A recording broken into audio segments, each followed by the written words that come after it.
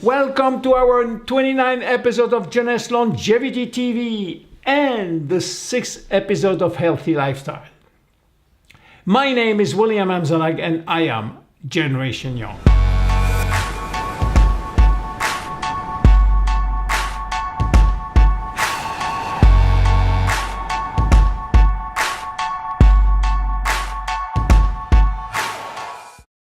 Exercise. Physical activity is a must. Physical activity is a priority, a natural state to which our body is designed and adapted. In this episode, I will show you 1. How to appreciate the benefit of regular physical activity. 2. How to discover your personal motivation for becoming more active. 3. How you can challenge your excuses for not exercising. 4. How finding physical activity which will suit your needs. 5. How to frame an exercise program properly and making time for workout. Regular physical activity can cut the risk of developing any major disease by half. Yes, by half. On the contrary, sedentary lifestyle is now responsible for 10% of the world annual mortality.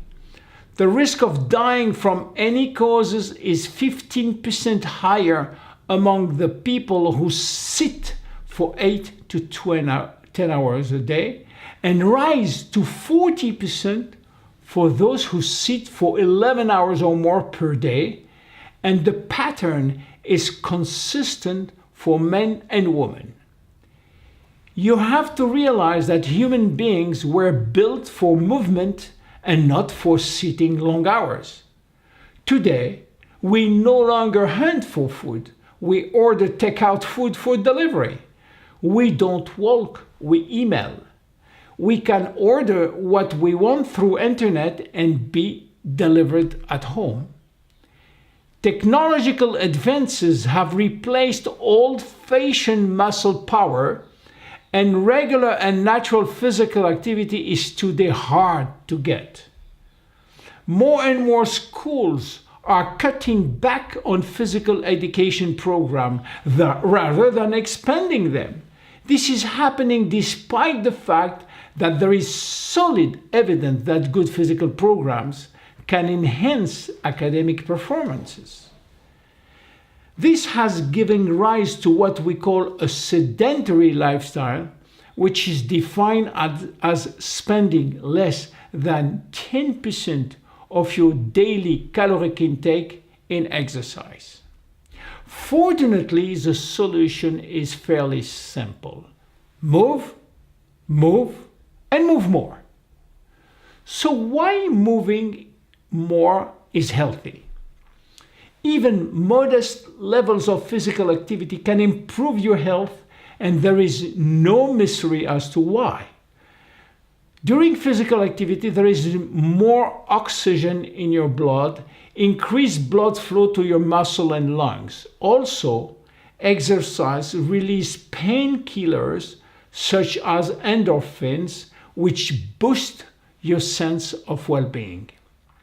With regular exercise, you can control your blood pressure, your cholesterol and blood sugar. It reduces inflammation and can lower significantly your risk of chronic diseases as diabetes, cancer, cardiovascular diseases, and autoimmune diseases. Over time, regular exercise leads to increased stamina, better weight control, boost in mood, enhances immune function. Resistant training protects your bones, improves sexual function in men and women. It helps reduce cravings and withdrawal symptoms while people are quitting smoking, for example. If this is enough to convince you, here is more. Exercise is good for your brain function and your emotional state of mind. It reduces the risk of Alzheimer's while increasing concentration and productivity. It is good for learning, and it eases anxiety and depression. It even reverses aging of the brain by releasing neurotransmitter and growth factor. Bottom line, physical fitness is good for each and every one of us, whatever our size and shape may be. There is no dispute that exercise is good for our bodies and minds, and yet the vast majority of us get too little of it. So, understanding the potential benefit of regular exercise will help to motivate you in considering that regular exercise as something you want to do instead of viewing it as something you should do. Excuses. We are expert when it's come to find excuses for not exercising, but few of those excuses are valid. The first excuse is, of course, I'm too busy. And the second one is the lack of knowledge about how to start a program. The good news is there are skills and strategy that can help people to go around those barriers. With some creative thinking, you should be able to challenge and refute excuses one by one. For instance, some people believe that only continuous exercise will yield health benefit. This is not true. Accumulating 20 to 30 minutes over the course of the day, even if it is by routine exercise or taking the stairs, can replace a 30-minute aerobic session.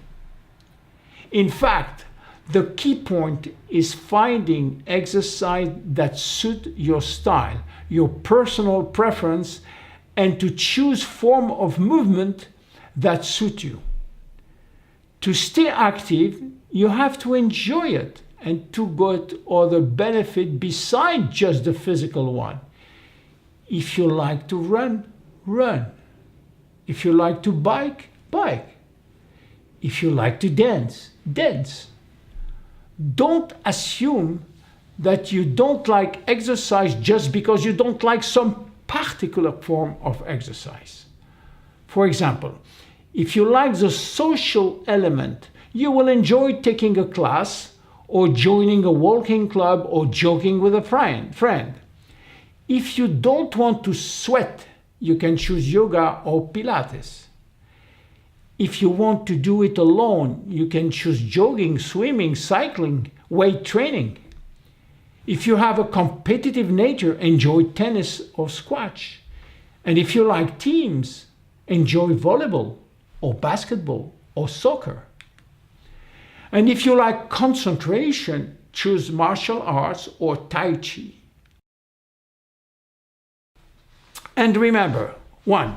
Every little bit of movement counts, and exercise do not have to be done all at once. 2.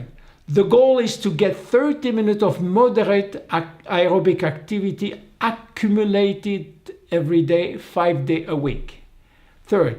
10 minutes is the minimum to do every day on a row. 4. 48 hours is the maximum number of hours that you should go without exercising. 5. 10,000 is the recommendation for how many steps you should try to take per day. 6. Try to choose an activity that easily fit into your usual schedules. 7. Variety is a way to keep you persistent. Do different type of movement on different days or change the intensity. And finally, you will develop an appreciation for the vitality that is coming from being fit and active. My name is William Amzalag and I am Generation Young. See you at our next episode. Bye-bye.